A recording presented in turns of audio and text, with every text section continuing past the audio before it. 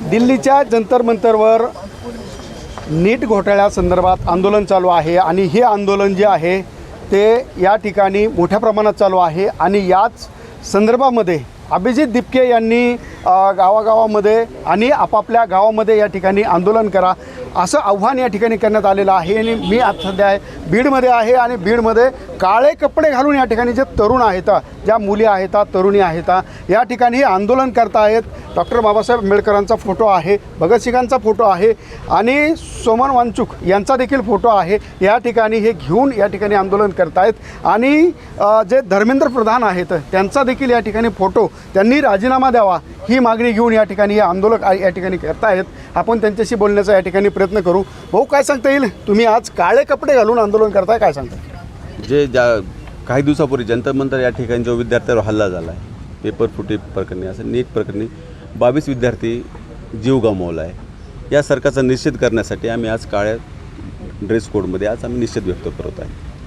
काय विद्यार्थी म्हणून काय भावना तुमच्या, काय वाटतं? एक विद्यार्थी म्हणून जे गेल्या 21 दिवसापासून जे दिल्ली येथे जंतर मंतरवर आंदोलन चालू आहे, त्या आंदोलनाचा निषेध आणि एकदम खालच्या स्तरावर जाऊन जे सरकारने आमच्या विद्यार्थ्यांवर लाठीचार्ज केला आहे, त्या लाठीचार्जच्या निषेधात आम्ही आज बीडमध्ये कलेक्टर ऑफिस या ठिकाणी निषेध नोंदवण्यासाठी या ठिकाणी जमलेलो आहोत। धन्यवाद। काय सांगता येईल दीदी, काय भावना आहे का?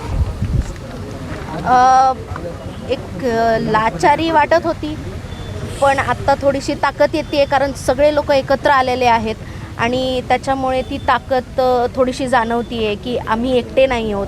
पूर्ण भारत देशातले सगळे जे युवक आहेत ते एकत्र आलेले आहेत आणि दिपके दादांबरोबरच्या पाठीशी आहेत आणि जे म्हणजे चूक झाली आहे आणि पेपर लीक वगैरे झाले आहेत, पण मग त्याचं काहीतरी म्हणजे रेजिग्नेशन कसं आहे, if you do you have to take the responsibility.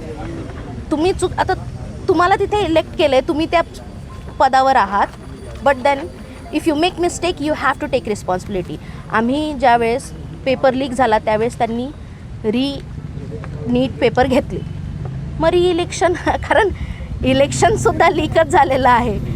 आम्हाला जसं पाहिजे तसे रिझल्ट आलेलेच नाही आहेत इलेक्शनमधून, तर मग काय नेमका काय घोटाळा झाला होता इलेक्शनमध्ये?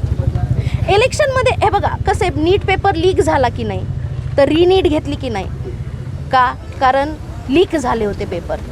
मग आता कसं आहे, चूक सरकारकडून झालेली आहे, तर इलेक्शन मग ते कंटिन्यू का करा, री-इलेक्शन करा, पुन्हा इलेक्शन झालं पाहिजे, पुन्हा मतदान झालं पाहिजे। ओके भैया, तुमचं काय मत आहे, काय वाटतंय?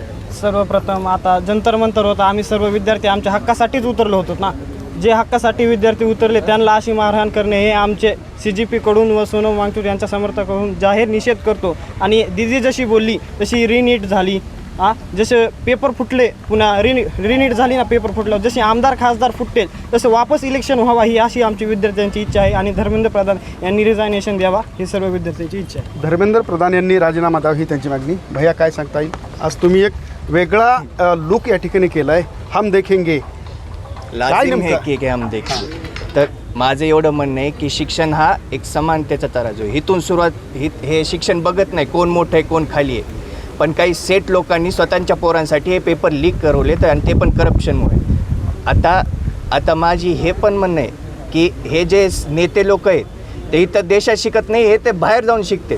धर्मेंद्र प्रधानची पोरगी स्वतः इथं शिकत नाही, ती देशाच्या बाहेर जाऊन शिकते।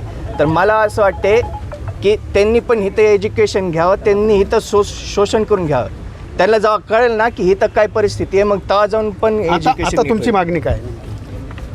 खरं तर माझं एवढं म्हणणं आहे की धर्मेंद्र प्रधाननी इस्तिफाच द्यावा, ह्याशिवाय हे आमची काय म्हणणार आहे, असे ह्याच्याहून काही कमी पण नाही आणि ह्याच्याहून तर जास्तच मागणार आहेत। धर्मेंद्र प्रधाननी इस्तिफा द्यावा, एज्युकेशन नीट करावं आणि जे कंपनीजला हे जे नीटचे पेपर घ्यायला बोलतात की तुम्ही इकडे जा, ह्यांच्या आधी थरली चेक करायला पाहिजे आणि काहीतरी इथं स्वतः गव्हर्नमेंटमध्ये येऊन नीटचे पेपर द्यायला पाहिजे। ह्यांनी काही कॉन्ट्रॅक्ट देऊन नीटचे पेपर घ्यायला लागलेत आणि ते पण असे कंपनीचे जे ब्लॅकलिस्टेड कंपनी आहेत। तर एवढं नक्कीच या ठिकाणी जर पाहिलं तर या ठिकाणी काळे कपडे घालून हे विद्यार्थी या ठिकाणी आलेले आहेत। काय सांगता येईल, तुम्ही आज काळा ड्रेस या ठिकाणी घातला आहे, काय निषेध व्यक्त करताय नेमका? आज या ठिकाणी सर्वप्रथम 20 जुलैला ज्या विद्यार्थ्यावर हाणमार झाली त्या ठिकाणी लाठीचार्ज झाला याचा मी प्रथम जाहीर निषेध करते. आज आम्ही पण विद्यार्थी दशेतून जात आहोत. नीटचा पेपर लीक झाला, त्याबरोबर आत्ताच टेटचा पेपरसुद्धा लीक झाला. म्हणजे असे मोठ्या प्रमाणात या ठिकाणी पेपर लीक होत आहेत. विद्यार्थ्यांचे कुठंतरी भविष्य आम्हाला धोक्यात येताना दिसत आहेत.